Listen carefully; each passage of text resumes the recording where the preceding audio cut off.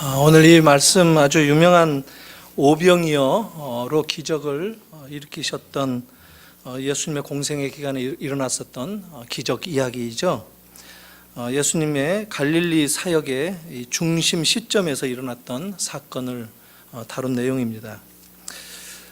그때 상황이 어땠냐면요, 매일 예수님 주변으로 많은 사람들이 나오고 있었고, 예수님은 쉴 새 없이, 쉬실 틈도 없이 그런 많은 무리들 가운데 가르침을 주시고 또 여러 병을 낫게 한다든가 하나님 나라의 복음을 선포하고 가르침을 주는 그런 일들이 반복되었습니다.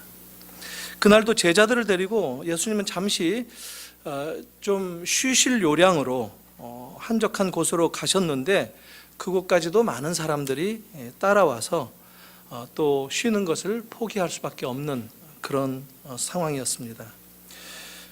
오늘 이 상황 시작하는 장면을 요한은 이렇게 기록합니다. 예수께서 눈을 들어 큰 무리가 자기에게로 오는 것을 보시고, 마치 영화의 한 장면처럼 시작을 합니다. 아마 모르긴 해도 예수님께서 좀 너무 많은 사람들이 함께 몰려들고 했을 때, 또 너무 지체하는, 또 함께 가르침을 받고 하는 시간이 길어지는 것을 부담스럽게 느끼셨을 것 같습니다. 늘 많은 사람들이 몰려오지만 또 끼니 때가 돌아오기 때문에 이 사람들을 어떻게 밥을 먹일까, 이런 생각도 하셨던 모양입니다. 그래서 빌립이라고 하는 이 제자에게, 사실 제자 모두가 있는 곳에서 이 빌립에게 이런 말씀을 하십니다. 어디에서 먹을 것을 사서 이 사람들을 먹일 수 있겠느냐. 예수님은 나름 계획을 가지고 계셨지만 어떤 대답을 내놓을까, 이 빌립과 이 제자들을 한번 떠보시기 위해서 물으셨다, 이렇게 얘기합니다. 그러니까 요한은 이 글을 읽는 독자들, 우리들도 포함됩니다. 우리들에게 예수님께서 시험하면서 질문하셨다라는 이 정보를 건네듯이 얘기하고 있습니다. 이게 아주 중요한데, 왜냐하면 이야기 속에서 우리 이 독자들이 예수님 쪽에 있을까, 아니면 제자들 쪽에 있을까, 이것을 한번 이렇게 얘기하기 위해서, 그러면서 독자들에게 은연중에 요한은 그렇게 말하는 것만 같습니다. 여러분들은 예수님 쪽이라기보다는 오히려 빌립 쪽에 가깝지 않는가, 이런 반문을 하는 것만 같습니다. 예수님은 앞으로 무엇을 행하여야 될까 하는 것을 미리 아셨고, 또 그런 그 백성들을 먹이시는 그런 생각들, 그런 계획들은 하나님의 아들로서의 특권이었죠. 우리는 근데 빌립과 비슷합니다. 군중들을 보니까 너무 숫자가 많고 먹이자니 이거 먹이는 것은 불가능한 형편이 아니겠는가, 이런 입장에 서 있는 게 아닌가 싶습니다. 빌립은 얼른 재빠르게 200데나리온은 좋게 든다라고 대답을 합니다. 200데나리온은 1데나리온이 하루 품삯이니까 약 8개월치 임금이 되는 것이죠. 그 정도 금액이 있어도 모자랄 것 같습니다, 이런 얘기였죠. 그때 안드레가 등장하면서 말하기를, 여기 한 애가 있는데 보리떡 5개 그리고 물고기 2마리, 이게 곧 오병이어라는 말이죠. 이걸 가지고 있습니다만 이 많은 사람들을 먹이기에는 이거 역시 턱도 없이 부족합니다. 한 사람 1인분도 되지 않습니다, 이런 얘기를 합니다. 그때 예수님은 그 5,000명이나 되는 사람들을 다 이 그룹을 지어서 풀밭에 앉히라라고 제자들에게 명령하시고, 그 어린아이의 떡과 물고기를 높이 들어서 축사하셨습니다. 왜 그렇게 하셨을까? 아마 사람들이 서 있는 채로 양식을 제자들이 나눠주는 것을 받는다라고 한다면, 5,000명 정도 된다면 그 현장에 아주 금세 아수라장이 되지 않았을 것이 아닌가 싶기도 하고, 그래서 자리에 앉아서 기다리는 동안에 그들이 지금 벌어지고 있는 그 상황을 생생하게 목격하도록 예수님이 그렇게 앉히시지 않았는가 싶습니다. 예수님이 축사하시는 것이라든가 양식을 제자들에게 어떻게 건네서 나눠주는지, 그리고 모두 배불리 먹고 또 남은 그런 것들을, 그런 상황들을 다 확인하라 하는 것이 예수님의 의도가 아닌가 싶습니다. 다 먹고 남은 거 버리지 말고 거두어라 했을 때 12광줄이나 남았다, 이렇게 성경은 또 얘기합니다. 근데 요한은 이 사건을 여기서 끝나는 것이 아니라 6장 내내, 6장이 아주 긴데요, 계속해서 이 사건에 대해서 설명을 합니다. 소위 6장이 71절까지 있는데 내내 주로 이 생명의 양식에 대해서 오병이어 사건을 다루고 있습니다. 그런데 23절에 보니까 괄호로 묶어 있는 말씀이 나오는데 어떤 그 특별한 단서를 우리에게 제공해 주는 게 있습니다. 그러나 디베리아에서, 디베리아는 사실 갈릴리입니다. 갈릴리의 다른 말이 티베리아라고 하죠. 배들이 주께서 축사하신 후 여럿이 떡 먹던 그곳에 가까이 왔다. 그러니까 이게 무슨 말이냐면 주님께서 기적을 베풀어서 5,000명을 먹이셨는데 그것을 말하지 않습니다. 그러니까 초자연적으로 기이한 일을 벌이셔서 5,000명을 먹이셨다, 이렇게 얘기하지 않고 그냥 주께서 축사하신 후 여럿이서 떡을 먹었다. 떡이라는 것은 양식이죠. 밥을 먹었다, 이런 얘기입니다. 왜 요한은 이것을 이런 식으로 말을 하는 것인가? 이게 이 사건 이후에 예수님이 오병이어 사건을 통해서 생명의 떡, 생명의 양식의 가르침을 주시면서 이 사건을 해석하신 말씀과 연결해 보면 그 의미가 무엇인가 하는 것을 우리가 알 수가 있습니다.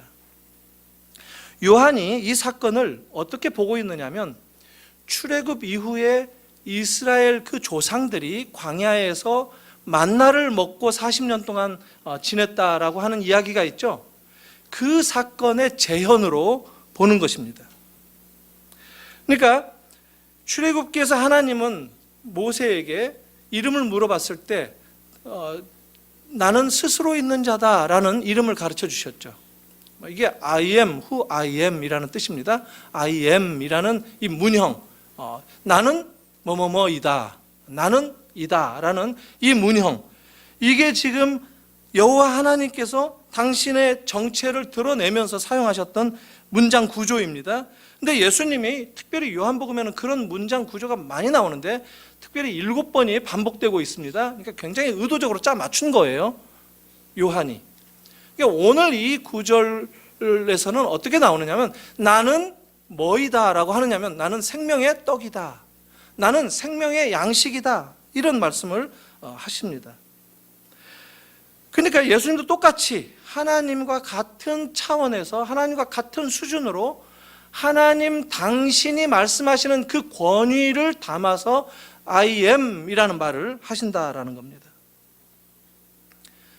그러니까 마치 예수님은 지금 당신을 따르는 많은 사람들에게 광야에서 만나를 먹이셨던 하나님처럼 그들에게 양식을 공급하시는 분이다라는 것으로 연결해서 말씀하시는 것이다라는 겁니다. 그러니까 예수님은 하나님이시다라는 거예요. 예수님은 바로 메시아다라는 거예요. 광야에서 이스라엘 백성들은 이 만나를 공급받으면서 거의 40년 가까이 지냈죠. 그런데 예수님도 이스라엘 백성들과 같은 당신에게 나오는 백성들, 심지어 오늘 우리들도 예수 그리스도 앞에 나와 경배하는 모든 하나님의 자녀들을 오늘 또 양식을 책임져 주신다라는 메시지가 들어있다는 겁니다. 이 오병이어라고 하는 적은 양식으로 배고픈 5,000명을 충분히 먹이셨다, 이 사건을 그렇게 다루고 있다는 겁니다. 그렇다면 그 주님은 오늘 우리들의 물질에 대해서도 관심을 가져주실 뿐만 아니라 우리가 먹는 양식에 대해서도 보살펴 주시고 책임을 하신다라는 메시지를 지금 요한이 전달하고 있다는 겁니다.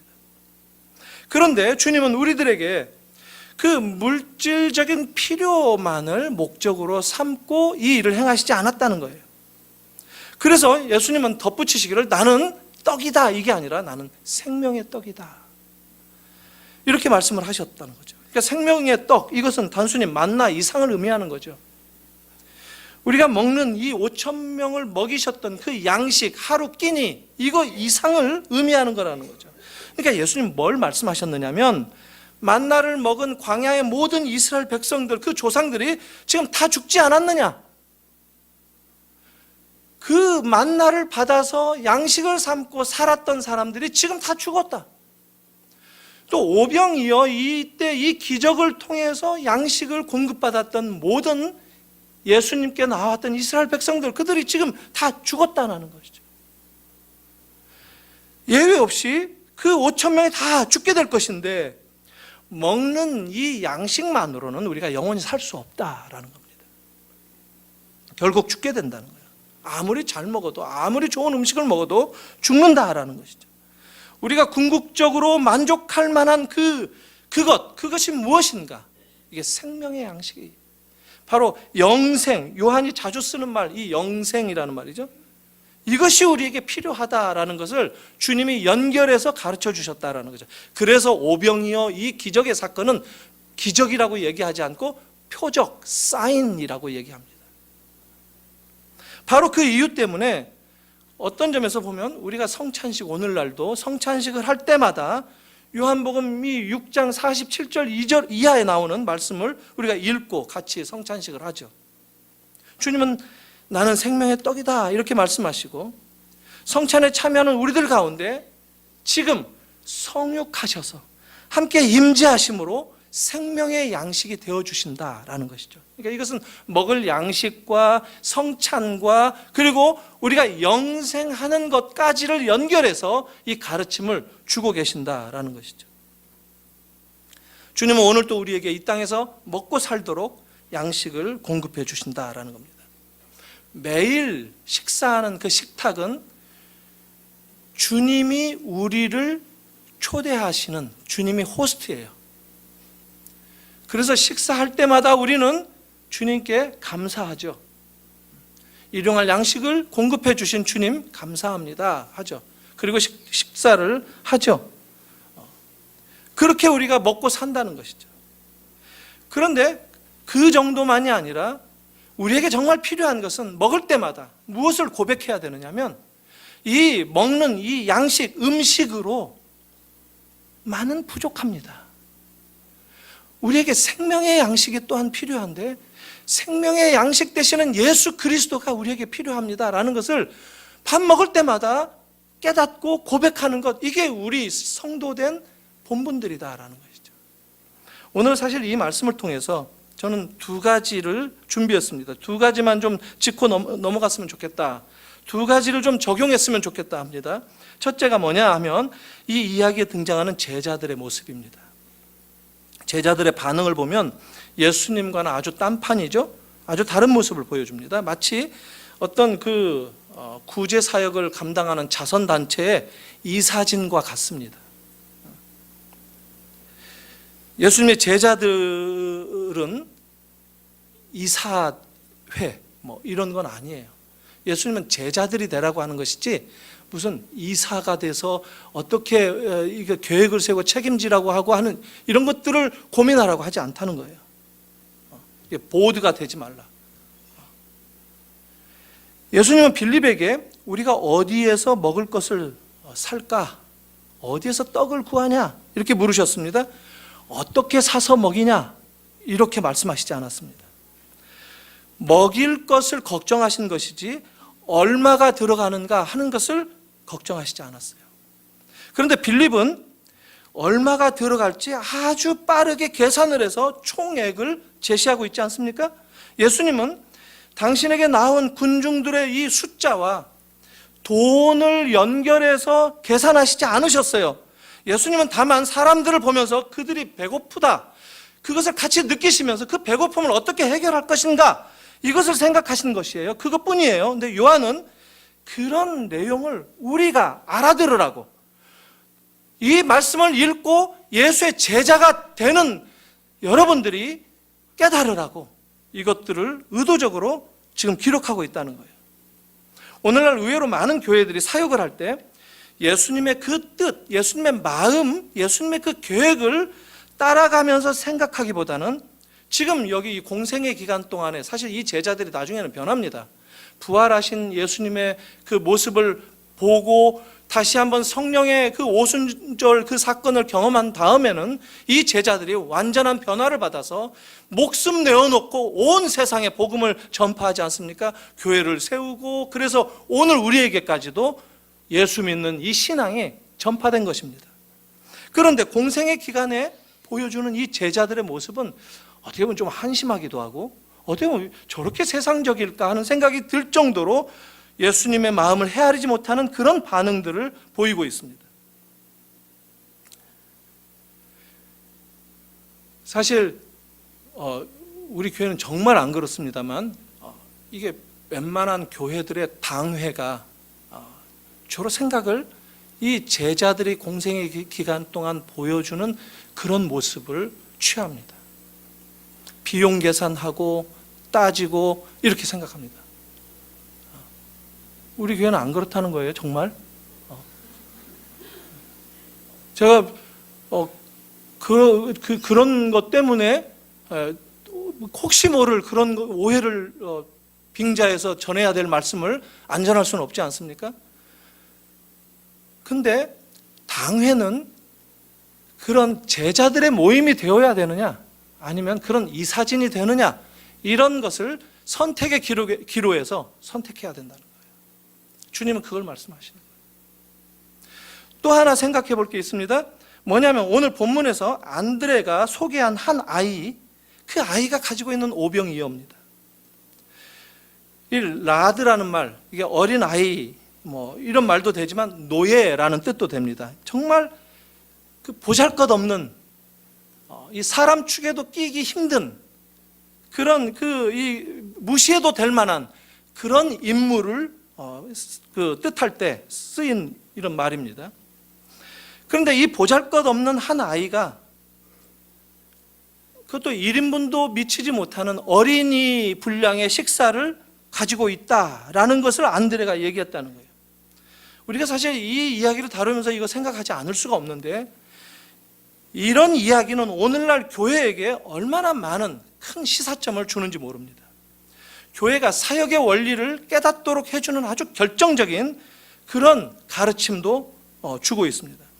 뭐냐면 하나님은 종종 이 세상에서 별로 중요하지 않은 것들, 이 세상에서는 별 그게 무슨 쓸모가 있을까라고 여길 만한 것들을 취하셔서 오히려 영광된 결과를 만들어내시는 그런 분이 우리 하나님이시다라는 거예요.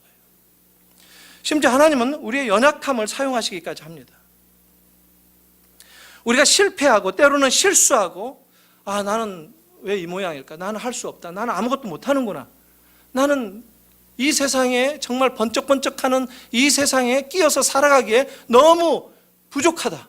이런 생각을 하는, 그건 우리들이 종종 그런 생각을 하는데, 그런 상황까지도 주님은 사용하셔서 놀라운 결과를 만들어내시는 것, 이게 성경만이 아니라 역사 속에서도 우리가 얼마든지 본다는 겁니다.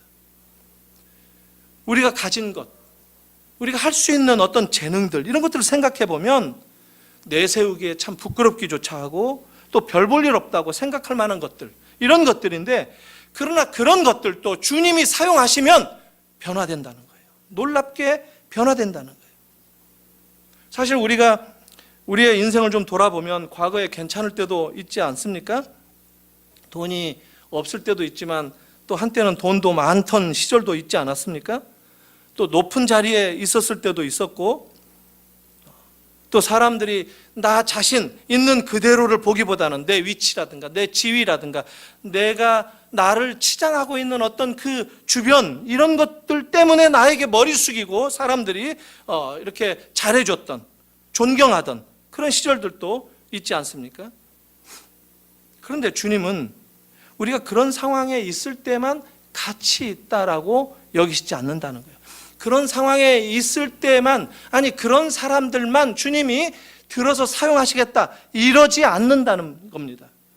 우리가 실패해서 의기소침해 있을 때에도, 남들이 알아주지 않는 그런 입장이라든가 그런 상황에 놓여 있는다 할지라도, 어렵고 힘든 상황 가운데 처해 있을지라도 주님은 그런 우리들을 축사하시면 얼마든지 놀라운 결과를 만들어내신다라는 겁니다. 이런 원리를 깨달으라고 본문은 한 어린아이를 등장시킵니다. 이야기 속에 아주 중심 아닙니까? 근데 이 어린아이의 이름도 안 나와요. 우리는 그런 거 관심 많잖아요. 그 아이가 어떻게 됐을까? 나중에 뭐 제자가 됐을까? 아니면 그때 그 일 하는 것 때문에 복을 받아서 얼마나 잘 살까?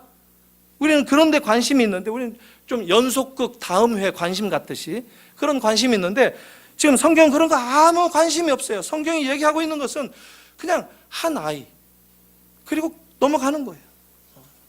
이야기의 중심 인물인데도 불구하고 그냥 넘어간다는 거예요. 저도 이런 보잘것없는 형편에 있을지라도 하나님은 그런 자들을 들어서 크게 사용하신다, 이런 말씀을 참 많이 배웠습니다. 80년대 이 신학생 시절에 이거 뭐 정말 철저하게 배워야 된다고 많이 배웠습니다. 가난한 시절에 그 신학생이지만 그래서 주님을 더 신뢰하기도 하고, 또 주님만 의지한다면 뭐든지 할 수 있다, 뭐 이런 믿음, 약할 때 강함 되시는 주님을 더 신뢰해야 된다, 그래서 바울을 더 좋아하기도 하고, 이런 시절을 겪었습니다. 그런데 제가 대형교회에서 목회를 배우면서 부목사 시절을 보낼 때 그런 그 확신, 그런 믿음이 아주 심각하게 도전받는, 시험받는 경험을 했던 적이 있습니다. 제가 교회 이 청년 3부를 맡아서 가르치는데, 이 큰 교회는 청년부도 뭐 이 나이대로 나눠가지고 청년 3부 하면 30대 이상 결혼 안 한 싱글들의 모임, 이렇게 그런 부서였는데, 물론 40대도 있었어요. 근데 그럼 자기들이 30대인 줄 아는 이런 사람들인데, 결혼하면 다 떠나요. 이 새 가정부로 떠납니다.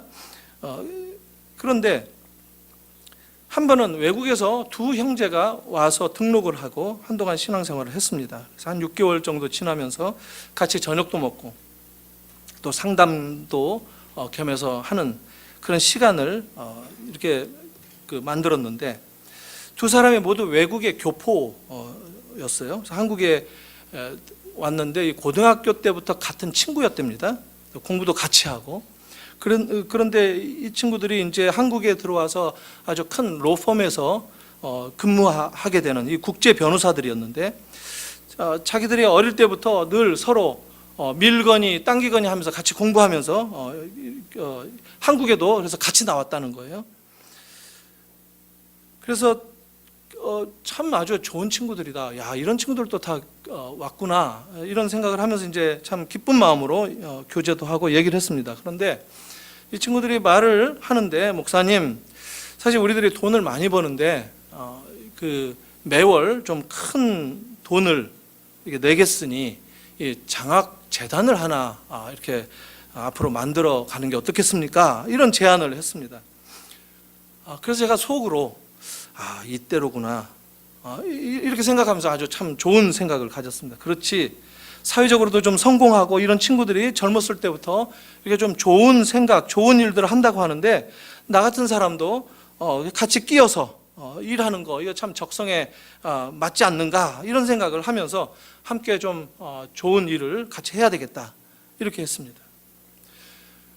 이런 친구들이 옆에서 같이 목회도 돕고 하면 참 제법 큰 일도 할 수 있겠다, 이런 자신감도 들고 그런 확신도 들고 그랬습니다.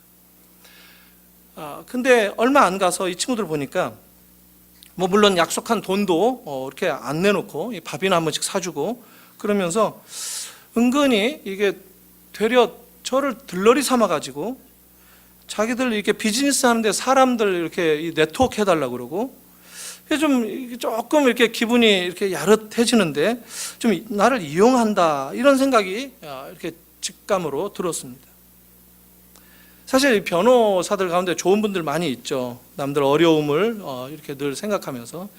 그런데 이 돈벌이에 혈안이 되어 있는 이런 변호사들이 많이 있고, 그때가 딱 2000년도였는데 IMF 통제를 받던 그런 시절이었습니다, 우리나라가. 그래서 기업들이 아주 어렵고 쉽게 무너지고 뭐 그런 때였습니다. 그래서 당시 주로 외국 물을 먹은 외국인 이 국제 변호사들이 와서 한국에서 하는 일들이 주로 뭐였느냐면 기업 합병한다든가 M&A, 또 이렇게 참 그런 명분으로 멋있죠. M&A 그 전문가다 이러면 멋있는데 힘든 이 중소기업들 상대로 아주 통 큰 도둑질을 하는 이런 일들을 한단 말이죠. 그리고 그걸 성공이라고 자랑하고. 그래서 제가 몇 번 이제 싫은 얘기도 하고 또 뭐 장학 재단이고 뭐고 그만두면서 기도 해야 된다. 물론 신앙이 있으니까 신앙생활을 하지 않았겠습니까? 근데 그 중에 또 한 친구는 교회 그 장로님, 아주 뭐 정말 그 부유한 그 장로님 딸을 만나서 결혼을 한다고 해요. 그래서 제가 그 나쁜 놈입니다 이렇게 얘기하려다가 또 남의 집안일에 참견하는 것 같아서 그렇게 못했습니다. 마음은 참 아팠는데 세상에 많은 사람들이 그렇게 살기도 하는구나 이런 생각을 했습니다. 그때 철저히 경험한 것이 뭐냐면, 저도 배워서는 알고 있었는데 막상 경험을 해보니까 저도 그렇게 넘어간 거예요. 겉이 번지르하고 많은 것을 가진 사람들이 정말 더 큰 일을 할 수 있겠구나. 옛날에 배웠던 그 성경의 기준이 일이 그르치게 되면서 생각이 나는 거예요. 그래서 주님 앞에 참 철저하게 회개하면서 정말 흔들리기가 참 쉽구나 이런 생각을 했던 기억이 있습니다. 힘이 있고 돈이 있고 엘리트여서 또 남다른 재주가 있어서 뭔가 잘할 수 있는 그런 사람들이 있습니다. 사실 그런 사람들이 좀 더 겸손해지고 하나님 나라의 그 중심 가치를 붙들고 있고 그 삶의 방식을 취하려고 애를 쓰고 있고 그렇게 살아간다면 얼마나 참 보기에 좋겠습니까? 그런데 돈이나 힘이나 소위 세상적인 그런 맥락에서 의미 있는 것들을 가진다고 하는 것, 이것이 반드시 주님의 일을 더 잘할 수 있는 것은 아니라는 거예요. 그건 성경이 내내 가르치는 얘기입니다. 우리들이 거기에 깜빡깜빡 속을 때가 얼마나 많은지 몰라요. 오히려 주님은 그 정반대의 경우와 손을 잡고 일하시는 분입니다. 바울이 그것을 깨달았는데 이 고린도전서 1장 26절 이하에 보면 제가 좀 길지만 인용해 드리겠습니다. 이런 말씀이 나와요. 형제들아 너희를 부르심을 보라. 육체를 따라 지혜로운 자가 많지 아니하며 능한 자가 많지 아니하며 문벌 좋은 자가 많지 아니하도다. 그러나 하나님께서 세상에 미련한 것들을 택하사 지혜 있는 자들을 부끄럽게 하려 하시고 세상에 약한 것들을 택하사 강한 것들을 부끄럽게 하려 하시며 하나님께서 세상에 천한 것들과 멸시받는 것들과 없는 것들을 택하사 있는 것들을 폐하려 하시나니 이는 아무 육체도 하나님 앞에서 자랑하지 못하게 하려 하심이라. 내가 내 것으로, 내 잘난 것으로, 내가 가진 것으로 이 일을 했다, 이렇게 될까 봐 자랑하지 못하게 하려고, 그 일이 하나님의 행하신 일이다라고 고백하게 하기 위해서 오히려 약한 자들을, 없는 자들을 부르신다라는 거예요. 고린도 교회가 어떤 교회였습니까? 쟁쟁한 아주 부유한 그 도시의 교회였습니다. 그러니까 교회 성도들, 사실 성도들은 가난했어요. 물론 그 중에 부자들도 있었겠지만 어려운 사람들이 많았고 노예들도 많았어요. 그런데 고린도 교회가 속해 있는 그 도시의 이상을 쫓아서 사람들이 마치 자기들도 이 고린도라고 하는 이 도시 사람들이 행하는 그 방식대로 살아가야 된다, 그렇게 우리들도 결정하고 우리 교회는 그런 것들을 내세우고 살아가야 된다, 이렇게 했던 게 고린도 교회 아닙니까? 헬라의 철학, 지혜를 쫓아갔었고 재물을 쫓아갔었고 더 많은 남다른 이 재주가 있으면 더 큰 일을 할 수 있었다라고 하는데 바울이 그걸 얘기하는 거예요. 우리의 부르심을 한번 보라. 가난한 자들, 없는 자들, 어떻게 보면 어리석은 자들, 사실 목사들 보면 그래요. 야, 저런 사람들 어떻게 목사하냐, 이런 사람들 의외로 많이 있습니다. 제가 정말 그 실수 많이 하고 저를 가까이서 아는 사람들은 야, 저 목사 아니면 아무것도 못할 사람이다, 이런 얘기 제가 많이 들었어요. 근데 하나님은 이렇게 못난 사람들을 들어서 오히려 하나님의 일을 하게 한다라는 거예요. 가난한 사람들을 불러서 하나님은 당신의 그 위대하심을 나타내기를 원하신다는 거예요. 근데 우리들은 속아요. 제가 사실 그때 그 후유증인지 이게 많이 있는 사람들을 보면 조금 이렇게 좀 친절하게 못합니다. 사랑하는 성도 여러분, 우리 모두가 가진 것들은 다 주님께서 맡겨주신 것 아닙니까? 근데 우리는 내 생명도 내 것이고 내가 마련한 내 모든 것들이 다 내 것이다라고 생각하는 경향들이 있기 때문에 때로는 우리에게서 빼앗아 가기도 하고, 그래서 그 주님이 어떤 분인가를 알게 하시는 그것이 우리가 깨닫게 된다면 그게 곧 축복의 삶이다라고 약속하시는 것, 이게 성경에 일관된 얘기입니다.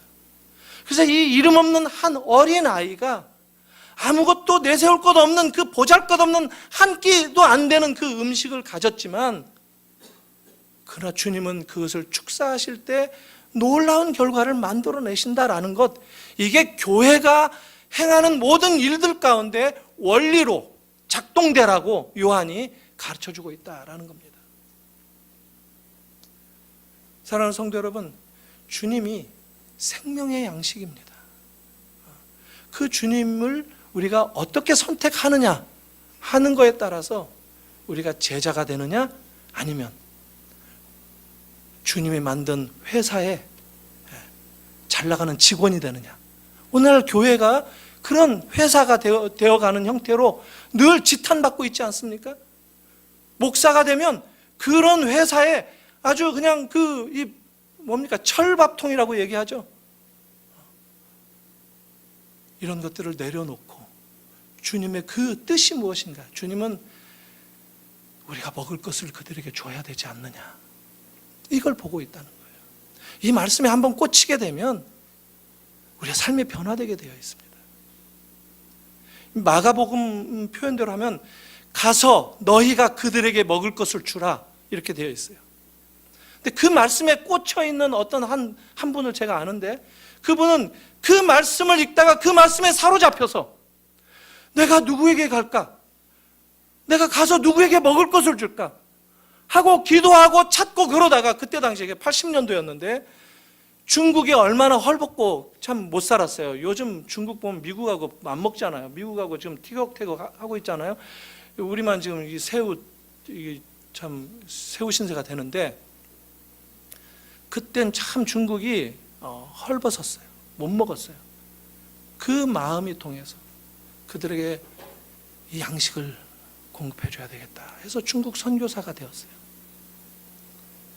그래서 중국에서 16년 동안 사역하다가 죽었어요. 너무 오래되면 공안들이 가끔 죽여요. 중국에서 순교했어요. 그분이 중국 사람들에게 먹을 것을 주겠다라고 선교사가 되어서 갔는데, 그가 목사인데 먹을 것만 주겠어요? 생명의 양식이 무엇인가? 생명을 줘야 되겠다라고 사역을 하다가 결국 순교당했어요. 그게 차영규 목사님이에요. 차영규 선교사. 우리 동아시아 선교회, 우리 교회가 후원하고 기도하고 있는 동아시아 선교회 세운 선교사입니다. 여러분들의 삶이 누구에게 가도록 부름받는 삶이 아닙니까? 우리 교회가 가서 너희가 그들에게 먹을 것을 주라. 그럼 그들은 누구인가? 기도해야죠. 주님의 그 마음은 어떤 마음을 품고 우리에게 말씀을 하시는가? 그 주님의 마음을 나도 가지기를 원합니다. 고백해야 되겠죠. 그러면서 이 삶에 뛰어드는 것, 이걸 제자라고 하는 겁니다. 오늘날 교회마다 제자들은 없어요. 다 이사들, 임원들만 있어요. 임원들만. 주님의 제자가 되기로, 이 말씀 앞에 이 한 아이의 그저 지나쳐도 될 만한 그런 이야기지만, 이 한 아이의 이 아름다운 자취를 기억하면서 주님 제자가 되고 싶습니다. 주님 제자로 삼아 주십시오. 주님의 제자로 주님이 원하시는 그 삶을 살겠습니다. 다짐하시고 다시 한번 말씀 앞에 나를 내어놓는 그런 여러분들이 되기를 주님의 이름으로 축원합니다. 기도하겠습니다. 하나님 아버지, 은혜를 감사합니다. 우리들은 이 세상에서 어떻게 먹을까? 얼마나 가질까? 어떠한 삶으로 우리의 삶이 더 많은 사람들에게 빛을 발할 수 있을까? 여념없이 그런 세상적인 것에 집중할 때가 있는데, 오늘 이 말씀을 통해서 다시 한번 주님의 심정을 우리의 마음 가운데 새기기를 원하오니, 주님, 저희들의 연약함을 기억해 주셔서 주님 긍휼히 여겨 주셔서 주님의 마음을 품고 살아가는 주님의 제자들이 될 수 있도록 은혜를 더하여 주시옵소서. 우리가 가서 먹을 것을 공급해 주되 생명의 양식을 공급하는 그 사역의 대상이 누구인지, 주님, 우리 교회가 주님의 그 뜻과 주님의 그 계획 가운데 함께 고민하고 함께 기도하며 참여하기를 원합니다. 주님, 저희 교회의 여러 가지 형편들, 여러 가지 제약들, 가지지 못한 것들, 연약한 것들, 실패한 것들, 주님 축사해 주셔서 사용하여 주시고 당신의 그 영광된 나라를 우리의 삶을 통하여 드러낼 수 있도록 인도하여 주시옵소서. 예수님의 이름으로 기도하옵나이다. 아멘.